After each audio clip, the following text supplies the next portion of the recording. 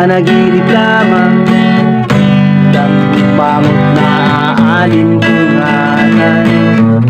Diretso sa labas nagusyuso, napatulala sa ingay ng mga tao. Hindi alam kung anong nangyayari, walang masasabi sa ganong sandali. Dapat na mag-iingat sa lahat ng oras, nang hindi napapahamak at nang hindi nagkakaproblema. Natauhan lamang kung nagtatakbuhan ang mga tao sa kanyang harapan.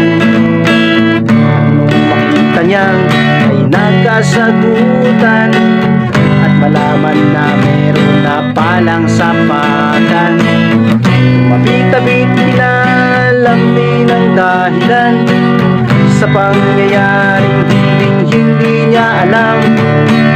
Pero di naman sana magkakaganon kung bawat tao ay merong pasensya. Dapat na mag-iingat sa lahat ng oras, nang hindi napapahamak, nang hindi nagkakaproblema. Yeah.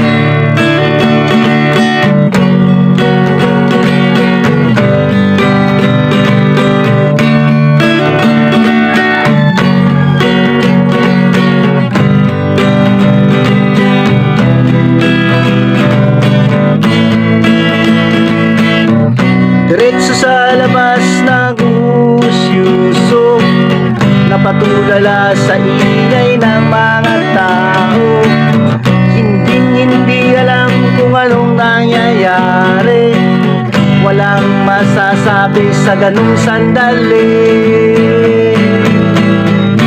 Dapat na mag-iingat sa lahat ng oras, nang hindi napapahamak at nang hindi nagkakaproblema. Dapat na mag-iingat sa lahat ng oras, nang hindi napapahamak at nang hindi nagkakaproblema.